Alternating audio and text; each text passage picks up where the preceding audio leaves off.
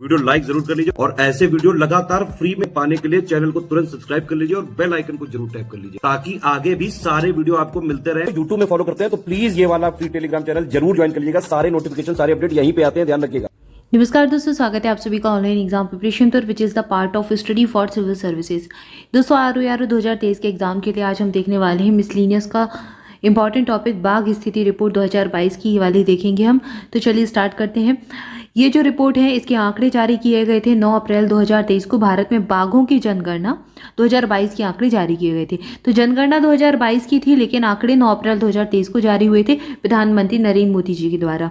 Report के according Bharat में बाघों की कुल संख्या वर्ष 2022 में बढ़कर 3167 हो गई है, याद रखना है। इसके पहले 2018 में जनगणना हुई थी तो कितनी थी, 2967 बाघ थे। अब कितने हो गए, 3167 हो गए। रिपोर्ट के मुताबिक पिछले 4 सालों में बाघों की संख्या में 6.7% की वृद्धि हुई है। वेरी वेरी इंपॉर्टेंट फैक्ट है। भारत एशियाई शेरों वाला दुनिया का एकमात्र देश है और इन शेरों की आबादी 2015 में लगभग 525 थी और अब बढ़कर 2020 में 675 हो गई है। विश्व के कुल 70% से अधिक जंगली बाघों की आबादी भारत में रहती है। वर्ष 2014 से 18 तक के दौरान बाघों की आबादी में लगभग 33% की वृद्धि हुई है। 2018 से 2022 के दौरान बाघों की आबादी में अल्प वृद्धि 6.7 की हुई है।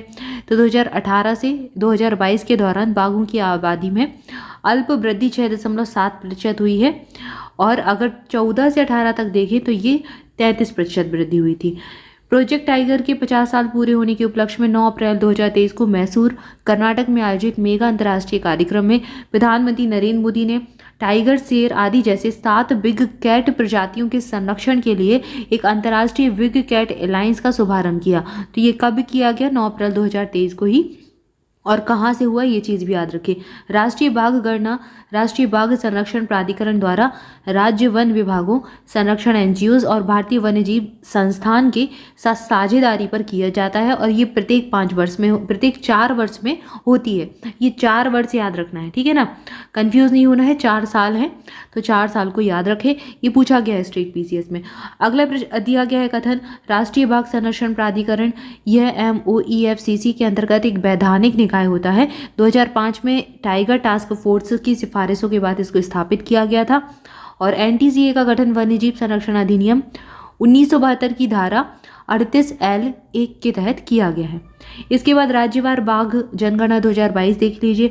9 अप्रैल 2022 को मैसूर में प्रोजेक्ट टाइगर के 50 साल पूरे होने के जश्न के दौरान प्रधानमंत्री नरेंद्र मोदी जी ने बाघों की न्यूनतम आबादी 3167 घोषित की, जो कि कैमरा ट्रैप क्षेत्र से जनसंख्या का अनुमान है।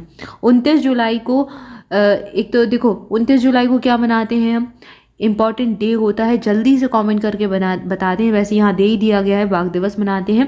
तो 29 जुलाई 2023 को कार्बेट टाइगर रिजर्व में मनाए गए वैश्विक बाघ दिवस के अवसर पर केंद्रीय राज्य मंत्री श्री अश्विनी कुमार चौबे के द्वारा एक विस्तृत रिपोर्ट जारी की गई थी।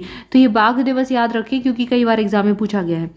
अब कैमरा ट्रैप्स और गैर कैमरा ट्रैप्स बाघ उपस्थिति क्षेत्रों दोनों से भारतीय वन्यजीव संस्थान द्वारा किए गए डेटा का आगे का विश्लेषण। बाघों की आबादी की ऊपरी सीमा 3925 और औसत संख्या 3682 बाघ होने का अनुमान है। तो लगभग इतने बाघ होने का अनुमान है इस विश्लेषण के हिसाब से। प्रति वर्ष 6.1% की सराहनीय वार्षिक वृद्धि दर को ये दर्शाता है।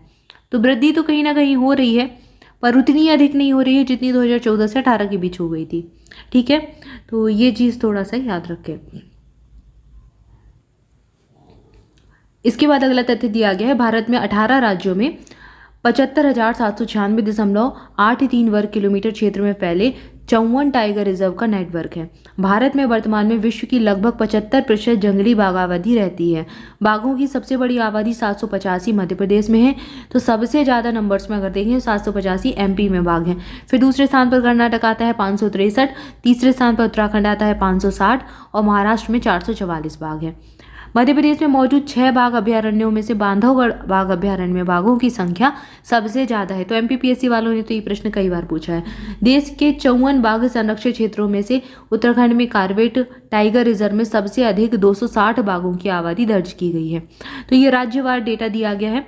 एक बार यहाँ पर भी देख लीजिए, जैसे मध्य प्रदेश में 2022 में 785 बाघ थे, 18 में कितने थे 526, बढ़ोतरी हुई है 259 की। कर्नाटक में 563 है, 18 में 524 थे, बढ़ोतरी हुई है 39 की।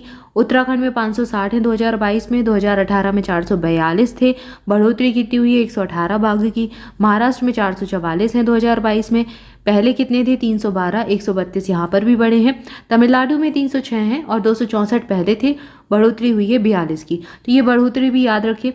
इसके बाद सर्वाधिक बाघ संख्या वाले अभ्यारण्य कौन कौन से हैं, तो सबसे ज़्यादा संख्या में देखिए तो जिम कॉर्बेट जो कि उत्तराखंड का है, ये नाम याद रखने की कौन सा कहाँ पर है। जिम कॉर्बेट उत्तराखंड में है, 260 यहाँ पर बाघों की संख्या है, जो कि 2018 में 231 ही थी। तो यहाँ पर वृद्धि कितनी हुई 29 की हुई।